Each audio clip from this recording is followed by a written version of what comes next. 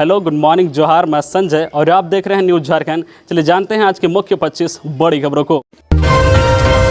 राजकीय सम्मान के साथ हुआ अंतिम संस्कार। मुख्यमंत्री हेमंत सोरेन सहित कई दिग्गज नेता रहे मौजूद। जगन्नाथ महतो पंचतत्व में विलीन। झारखंड के शिक्षा मंत्री जगन्नाथ महतो का अंतिम संस्कार उनके पैतृक आवास बोकारो के भंडारीदह में किया गया।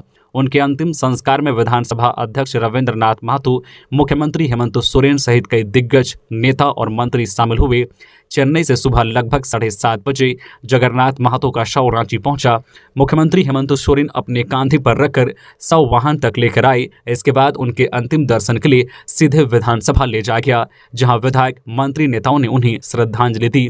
विधानसभा के बाद जेएमएम कार्यालय में रखा गया। रांची से सड़क मार्ग द्वारा उनका पार्थिव शरीर पैतृक गांव ले जाया गया, जहां अंतिम दर्शन के लिए लोगों की भीड़ उमड़ पड़ी। शिक्षा मंत्री जगन्नाथ महतो की पत्नी फिलहाल कुछ भी बोलने की स्थिति में नहीं थी। आस पड़ोस की महिलाएं उनको संभाल रही थी, उनका ढाढ़स बंधा रही थी। सुबह से ही उनके घर लोगों का आना जाना लगा रहा। अब 17 अप्रैल को छात्र करेंगे मुख्यमंत्री आवास का घेराव। 18 को मशाल जुलूस और 19 को झारखंड बंद। आज 8 अप्रैल को झारखंड के युवा मुख्यमंत्री हेमंत सोरेन का आवास घेरने वाले थे, लेकिन 6 अप्रैल को शिक्षा मंत्री जगन्नाथ महतो का निधन हो गया। इस कारण छात्रों ने 8 अप्रैल को सीएम आवास घेरने का फैसला बदल दिया है। छात्रों ने बताया है कि अब 17 अप्रैल को वह सीएम आवास का घेराव करेंगे, 18 अप्रैल को मशाल जुलूस निकालेंगे और 19 अप्रैल को झारखंड बंद रहेगा। यह जानकारी खुद छात्रों ने प्रेस कॉन्फ्रेंस कर दी है। दरअसल छात्रों का कहना है कि झारखंड के हर शख्स ने किसी न किसी रूप में जगन्नाथ महतो को खोया है। वह छात्रों के लिए खासकर अभिभावक तुल्य थे। उन्होंने हमेशा युवाओं का साथ दिया है। नियोजन नीति 1932 जैसे मुद्दों पर जगन्नाथ महतो खुलकर अपना पक्ष रखते आए हैं और छात्रों का समर्थन भी किया है। इस कारण उनके निधन के तुरंत बाद इस तरह का घेराव प्रदर्शन करना मानवीय तौर पर सही नहीं है। छात्रों ने आगे कहा है कि जगन्नाथ महतो के सपने को पूरा करना हमारा कर्तव्य है। हम उनके 1932 खतियान के सपने को पूरा करके रहेंगे। वह माटी पुत्र थे, हमेशा झारखंडी हित की बात करते थे। अब उनको सच्ची श्रद्धांजलि तभी मिलेगी जब 1932 लागू होगा और स्थानीय नीति आधारित नियोजन नीति लागू होगा। सरना झंडा के अपमान के खिलाफ झारखंड पहान महासंघ ने निकाला मशाल जुलूस। आज 8 अप्रैल को रांची बंद। झारखंड पहान महासंघ, केंद्रीय सरना समिति, राज्य सरना प्रार्थना महासभा एवं विभिन्न आदिवासी संगठनों के द्वारा सरना झंडा चलाने एवं अपमानित करने को लेकर जयपाल सिंह मुंडा स्टेडियम से लेकर अल्बर्ट एक्का चौक तक 8 अप्रैल को रांची बंद की पूर्व संध्या पर शुक्रवार को मशाल जुलूस निकाला गया। मशाल जुलूस में बड़ी संख्या में पहान, पुजार, महिला पुरुष हाथों में मशाल एवं हाथों में तख्तियां लिए हुए सरना झंडा जलाने को लेकर आक्रोश व्यक्त कर रहे थे। इस दौरान असामाजिक तत्वों की गिरफ्तारी की मांग की गई। झारखंड पहान संघ के अध्यक्ष जगदीश पहान ने बताया है कि सरना झंडा को अपमानित किया जाना निंदनीय है। इसे किसी भी कीमत पर बर्दाश्त नहीं किया जाएगा। असामाजिक तत्वों की गिरफ्तारी जल्द से जल्द हो, इसी मांग को लेकर शुक्रवार को रांची में जयपाल सिंह मुंडा स्टेडियम से लेकर अल्बर्ट एक्का चौक तक मशाल जुलूस निकाला गया और विरोध दर्ज किया गया। आज शनिवार 8 अप्रैल को रांची बंद का आह्वान किया गया है। सिर्फ आवश्यक सेवाओं को बंद से छूट रहेगी। केंद्रीय सरना समिति के केंद्रीय अध्यक्ष फुलचंद तिर्की ने कहा है कि आदिवासी अपनी परंपरा व संस्कृति के प्रति जागरूक हो चुके हैं एवं अपने जो है सम्मान बचाने के लिए आर पार की लड़ाई लड़ने को तैयार हैं। 8 अप्रैल को रांची बंद ऐतिहासिक होगा। बंद में एम्बुलेंस, स्कूल बस, दूध, दवा दुकान को बंदी से छूट दी गई है। रांची बंद को लेकर प्रशासन अलर्ट। 17 बाइक दस्ता व 31 मजिस्ट्रेट तैनात। सरना झंडा फेंकने के विरोध में पहान महासंघ द्वारा आज शनिवार को बुलाए गए बंद को लेकर जिला प्रशासन अलर्ट हो गया है। मुख्यमंत्री आवास और सचिवालय के 200 मीटर के दायरे में धारा 144 लागू कर दी गई है। इस इलाके में 5 या 5 से अधिक के एक साथ जमा होने, ध्वनि विस्तारक यंत्र के प्रयोग पर भी रोक लगाई गई है। हथियार लेकर चलने व धरना प्रदर्शन, बैठक सभा करने पर भी रोक रहेगी। निषेधाज्ञा शनिवार सुबह 8 बजे से रात 11:30 बजे तक लागू रहेगी। सुरक्षा के लिए संवेदनशील स्थानों पर एम्बुलेंस और अग्निशमन वाहन तैयार रहेंगे। शहर की सुरक्षा में 17 बाइक दस्ता व 31 दंडाधिकारियों की प्रतिनियुक्ति की गई है। बाइक दस्ता शहर के कई इलाकों में मौजूद रहेंगे और कानून व्यवस्था बिगड़ने पर त्वरित कार्रवाई करेंगे। प्रशासन ने वैसे लोगों को भी चिन्हित करने को कहा है जिन पर बंद के दौरान तोड़फोड़ करने का शक है। जिला कंपोजिट कंट्रोल रूम में भी पुलिस बल तैनात किया गया है। कंट्रोल रूम में आंसू गैस दस्ता भी प्रतिनियुक्त रहेगा। शहर की यातायात व्यवस्था बनाए रखने के लिए ट्रैफिक एसपी को भी जिम्मेदारी सौंपी गई है। कोरोना के बढ़ते मामले को लेकर सभी अस्पतालों में 10 और 11 अप्रैल को होगा मॉक ड्रिल। केंद्रीय मंत्री ने तैयारियों के लिए जानकारी। कोरोना के बढ़ते मामले को लेकर सरकार अलर्ट मोड में है। इसे लेकर केंद्रीय स्वास्थ्य मंत्री डॉक्टर मनसुख मंडाविया ने 7 अप्रैल शुक्रवार को वीडियो कॉन्फ्रेंसिंग के माध्यम से समीक्षा बैठक की। बैठक में राज्य के स्वास्थ्य मंत्री बन्ना गुप्ता शामिल हुए, जिसमें मंत्री बन्ना गुप्ता ने राज्य में कोरोना के बढ़ते मामले और सरकार की तैयारियों से संबंधित केंद्रीय स्वास्थ्य मंत्री को जानकारी दी। उन्होंने बताया कि राज्य में 51 कोविड के मरीज हैं जो हल्के लक्षण के पाए गए हैं और होम आइसोलेशन में इलाजरत हैं। इस दौरान स्वास्थ्य मंत्री बन्ना गुप्ता ने बताया कि राज्य सरकार कोरोना के बढ़ते मामलों को लेकर काफी गंभीर है और नजर रखी हुई है। उन्होंने केंद्रीय स्वास्थ्य मंत्री से कोविड वैक्सीन और ब्लड सेपरेशन मशीन समेत अन्य संसाधन उपलब्ध कराने का आग्रह किया है।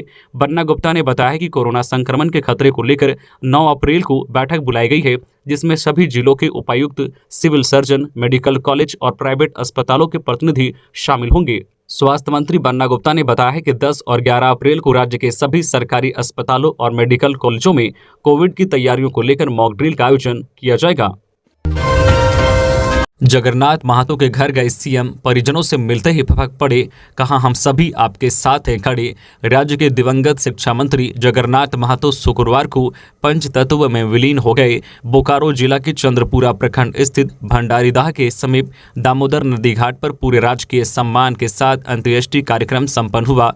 मुख्यमंत्री हेमंत सोरेन समेत हजारों की संख्या में लोगों ने अंतिम यात्रा में शामिल होकर टाइगर को अंतिम विदाई दी। इससे पूर्व मुख्यमंत्री दिवंगत जगन्नाथ महतो के अलारगो स्थित पैतृक आवास पहुंचे, शोकाकुल परिजनों से मिले। इस दौरान सीएम हेमंत सोरेन खुद फपक पड़े। खुद की आंखों से बहते आंसू के बीच उन्होंने परिजनों को तसल्ली दी। मुख्यमंत्री ने शोक संतप्त परिजनों से कहा कि दुख की इस घड़ी में हम सभी आपके साथ खड़े हैं। भगवान दिवंगत आत्मा को अपने चरणों में जगह दे। झारखंड में बदलेगा आज से मौसम का मिजाज, कई जिलों में बारिश के आसार। झारखंड के मौसम को लेकर मौसम विभाग ने अलर्ट जारी किया है। राज्य में अगले 5 दिनों के दौरान उच्चतम तापमान में कोई बड़े बदलाव की संभावना नहीं है। साथ ही मौसम विभाग ने लोगों को सतर्कता बरतने की नसीहत दी है और सुरक्षित स्थान पर रहने की सलाह दी है। दरअसल झारखंड के पश्चिमी और निकटवर्ती मध्य भागों में आज 8 अप्रैल को कहीं कहीं मेघागर्जन के साथ वर्षा, वज्रपात और ओलावृष्टि की भी संभावना है। इस दौरान तेज हवाएं भी चल सकती है। इसके बाद कल 9 अप्रैल को भी दक्षिणी और निकटवर्ती मध्य भागों में वर्षा और वज्रपात होने की आशंका है। तेज हवाएं भी चलने की आशंका है। वहीं मौसम विभाग के अनुसार जारी पूर्वानुमान के मुताबिक 10, 11, 12 और 13 अप्रैल को मौसम साफ और शुष्क रहेगा। मेघागर्जन के साथ वर्षा होने की संभावना है। वही बता दें कि पिछले 24 घंटे में राज्य का मौसम शुष्क रहा। सबसे अधिक उच्चतम तापमान 38 डिग्री सेल्सियस जमशेदपुर में, जबकि सबसे कम न्यूनतम तापमान 17.6 डिग्री सेल्सियस गढ़वा में दर्ज किया गया है। इधर मौसम विभाग ने खराब मौसम और बारिश के दौरान लोगों से सतर्कता बरतने की नसीहत दी है और सुरक्षित स्थान पर रहने की सलाह दी है। सुदेश महतो पहुंचे जगन्नाथ महतो के पैतृक आवास, कहा राजनीतिक इतिहास का एक अध्याय समाप्त हुआ। जगन्नाथ महतो के निधन पर आजसू पार्टी प्रमुख सुदेश महतो ने शोक व्यक्त करते हुए कहा है कि जगन्नाथ दा के निधन से झारखंड के राजनीतिक इतिहास का एक अध्याय समाप्त हो गया है। उनका जनता के साथ गहरा जुड़ाव था और वे जनहित के लिए सदा तत्पर रहे। मृदुभाषी व मिलनसार स्वभाव के धनी जगन्नाथ दा पक्ष विपक्ष सभी के चाहते थे। झारखंड की राजनीति में उनकी कमी हमेशा खलेगी। जमीन से जुड़े जन योद्धा को अंतिम जोहार। बता दें कि सुदेश कुमार महतो डुमरी स्थित दिवंगत जगन्नाथ महतो के आवास जाकर उनका अंतिम दर्शन भी किया। अविनाश पांडे के जामताड़ा आगमन को लेकर कार्यकर्ताओं में उत्साह, कार्य समिति की बैठक संपन्न। 11 अप्रैल को कांग्रेस के झारखंड प्रदेश प्रभारी अविनाश पांडे का आगमन जामताड़ा में होना है। उस दिन जिला स्तरीय कार्यकर्ता सम्मेलन को प्रदेश प्रभारी संबोधित करेंगे। इसको लेकर कार्यकर्ताओं की तरफ से तैयारी शुरू कर दी गई है। शुक्रवार को जिला कांग्रेस कमेटी की बैठक परिषदन भवन में जिला अध्यक्ष हरिमोहन मिश्रा की अगुवाई में हुई, जिसमें जिला प्रभारी मदन महतो भी शामिल हुए। बैठक में विभिन्न बिंदुओं पर चर्चा की गई, जिसमें बूथ स्तर के कार्यकर्ताओं को सम्मेलन में उपस्थित करवाना, समर्थकों को कार्यक्रम स्थल तक लाना और आगे की रूपरेखा के तहत आंदोलन को गति देना आदि शामिल रहा। 44 नगर निकायों के स्ट्रीट वेंडरों का होगा सर्वे, जाने कितने को सर्टिफिकेट देने का है लक्ष्य। राजधानी रांची सहित राज्य भर में फुटपाथ पर दुकान लगाने वालों को काफी परेशानी होती है। एक और सड़क जाम के कारण इन्हें प्रशासनिक कार्रवाई उठानी पड़ती है, तो दूसरी और ट्रैफिक को लेकर भी इन पर सवाल उठते रहते हैं। मगर फुटपाथ दुकानदारों के लिए एक अच्छी खबर है। अब ऐसे दुकानदारों का सर्वे होगा दरअसल नगर विकास विभाग ने दीनदयाल अंत्योदय योजना राष्ट्रीय शहरी आजीविका मिशन 2.0 का प्लान तैयार किया है। इस प्लान के तहत राज्य के 44 नगर निकायों के फुटपाथ दुकानदारों का सर्वे होगा। जानकारी के अनुसार करीब 10,000 स्ट्रीट वेंडर्स को ID कार्ड और सर्टिफिकेट ऑफ वेंडिंग देने का टारगेट रखा गया है। इसके अलावा महिलाओं को स्वरोजगार से जोड़कर आत्मनिर्भर बनाने के लिए 3,000 नए सेल्फ हेल्प ग्रुप बनाने का भी लक्ष्य रखा गया है। कुर्मियों का तेज हो रहा है आंदोलन, ट्रेन के परिचालन पर दिखा असर। कई ट्रेनों के रास्ते बदले, तेज हो रहा है आंदोलन। कुर्मी समाज को आदिवासी में शामिल करने की मांग को लेकर पिछले 3 दिनों से विरोध प्रदर्शन जारी है। इस विरोध प्रदर्शन में रेलवे के रास्ते को जाम कर दिया गया। कुर्मी को अनुसूचित जनजाति में शामिल करने की मांग जोर पकड़ रही है। झारखंड पहुंचने वाले हावड़ा मुंबई और हावड़ा नई दिल्ली रेलवे ट्रैक पूरी तरह से बाधित रहा। आंदोलन से यात्रियों को परेशानी का सामना करना पड़ रहा है। कई ट्रेन काफी लेट चली। कुर्मी समाज के आंदोलनकारी आदरा डिवीजन के कुस्तौर व खड़गपुर डिवीजन के खेमाखुली स्टेशन को जाम कर दिया गया और रेलवे ट्रैक पर बैठ गए। आंदोलन की वजह से लगातार तीसरे दिन 136 से ज्यादा ट्रेनों को दक्षिण पूर्व रेलवे रद्द। केरल प्रबंधन अब धीरे धीरे रैक नहीं होने के कारण 8 व 9 अप्रैल की ट्रेनों को भी रद्द कर रही है। इस आंदोलन की वजह से इन रास्तों पर यात्रा करने वाले लोगों को काफी परेशानी का सामना करना पड़ रहा है। टाइगर के अंतिम संस्कार में शामिल हुए कांग्रेस प्रभारी, परिजनों को बंधाया ढाढ़स। टाइगर के नाम से मशहूर सूबे के शिक्षा मंत्री दिवंगत जगन्नाथ महतो पंचतत्व में विलीन हो गए हैं। बोकारो जिला स्थित उनके पैतृक गांव में पूरे विधि विधान व राजकीय सम्मान के साथ अंतिम संस्कार किया गया। उनकी अंत्येष्टि में मुख्यमंत्री हेमंत सोरेन, विधानसभा स्पीकर रविंद्रनाथ महतो, मंत्री मिथिलेश ठाकुर, मंत्री सत्यानंद भोक्ता, बादल पत्रलेख, राज्यसभा सांसद महुआ माझी समेत कई नेता, कार्यकर्ता व समर्थक मौजूद थे। वहीं झारखंड के प्रदेश कांग्रेस प्रभारी अविनाश पांडे भी टाइगर के अंतिम संस्कार कार्यक्रम में पहुंचे। दिवंगत जगन्नाथ महतो के सुपुत्र एवं परिजनों से मिलकर इस दुख की घड़ी में ढाढ़स बंधाया, संवेदना व्यक्त की। उनके साथ पूर्व केंद्रीय मंत्री सुबोध कांत सहाय, कार्यकारी अध्यक्ष जालेश्वर महतो, विधायक कुमार जयमंगल सिंह, उमाशंकर अकेला, रामचंद्र सिंह, पूर्व मंत्री केशव महतो, जो है कमलेश और social media incharge Gajendra Singh मौजूद रहे। इससे पूर्व झामुमो कार्यालय पहुंचकर प्रदेश कांग्रेस के अध्यक्ष राजेश ठाकुर व प्रदेश प्रवक्ता राजू रंजन प्रसाद ने दिवंगत शिक्षा मंत्री के पार्थिव शरीर को नमन किया, श्रद्धा सुमन अर्पित कर श्रद्धांजलि दी। ससुराल वालों ने अवैध संबंध में की थी महिला की हत्या। ठाकुर गांव की बगदा घाटी में मिली थी 3 लाश। रांची के ठाकुर गांव थाना क्षेत्र के बगदा घाटी से जिस 3 शव की बरामदगी हुई थी, उस मामले से पर्दा उठ गया है। मृतका ममता देवी व उसके दोनों बच्चों की हत्या का आरोप महिला के ससुर, सास व देवरानी पर लगा है। पुलिस ने तीनों को गिरफ्तार कर लिया है। जानकारी के मुताबिक ममता देवी की हत्या अवैध संबंध के शक में की गई है। आरोपी ससुर ने बताया है कि उसकी बहू ममता का पड़ोसी शंकर साहू के साथ अवैध संबंध था। शंकर पड़ोसी होने के नाते उसके बेटे विजेंद्र राम और ममता के घर आना जाना करता था। इस कारण शंकर और ममता के बीच जान पहचान थी। विजेंद्र महाराष्ट्र में नौकरी करता था। धीरे धीरे शंकर और ममता की जान पहचान अवैध संबंध तक पहुंच गया था। इसकी भनक ममता के पति व ससुराल के अन्य सभी लोगों को थी। आरोपी ससुर कमल राम का कहना है कि 2 अप्रैल को ममता घर से निकली थी। उसके बाद दूसरे दिन देर रात घर लौटी। इसे लेकर उस दिन घर में झगड़ा भी हुआ था। इस क्रम में ससुराल के सभी लोगों ने मिलकर ममता देवी का गला दबा दिया। झगड़े की आवाज से बच्चे उठ गए और शोर मचाने लगे, इसलिए दोनों बच्चों की भी गला दबाकर हत्या कर दी गई। कमल राम ने बताया है कि इस अवैध संबंध की जानकारी ममता के पति विजेंद्र को भी थी। विजेंद्र ने फोन पर हत्या करने की बात कही थी। 4 अप्रैल को विजेंद्र नासिक से घर पहुंचा था। इसके बाद पत्नी और बच्चों की गुमशुदगी का मामला बासल थाना में दर्ज कराया था। 3 अप्रैल की रात ममता देवी उसके बच्चों की हत्या के बाद बाइक से तीनों शवों को बगदा घाटी स्थित जंगल ले जाकर किरोसिन डालकर जला दिया गया। हालांकि शव पूरी तरह से नहीं जल सका। राज्यपाल राधाकृष्णन से दिल्ली में मिले अर्जुन मुंडा, इन योजनाओं पर हुई चर्चा। राज्यपाल सीपी राधाकृष्णन से शुक्रवार को केंद्रीय जनजातीय कार्य मंत्री अर्जुन मुंडा ने मुलाकात की।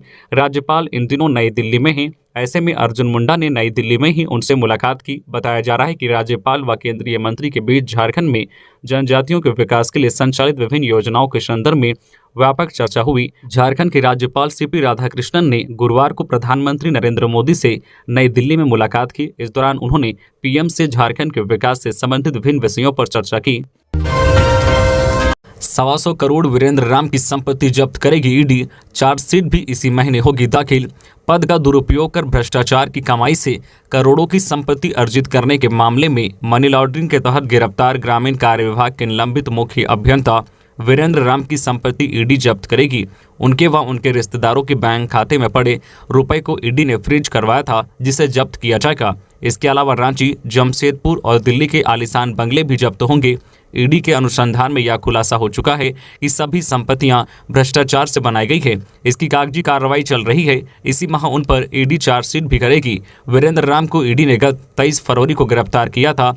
ईडी ने वीरेंद्र राम व उनके चार्टर्ड अकाउंटेंट के विरुद्ध गत माह दिल्ली पुलिस की आर्थिक अपराध शाखा में भी प्राथमिकी दर्ज कराई थी। गत 22 फरवरी को ईडी ने वीरेंद्र राम व उनके सहयोगियों से जुड़े ठिकानों पर एक साथ छापेमारी की थी। इस छापेमारी में वीरेंद्र राम के ठिकानों से आपत्तिजनक दस्तावेज के अलावा करीब 150 करोड़ की चल अचल संपत्ति की जानकारी मिली थी। महाराष्ट्र से वाराणसी के काशी विश्वनाथ मंदिर जा रही बस दनुआ घाटी में पलटी, एक महिला की मौत, 6 घायल।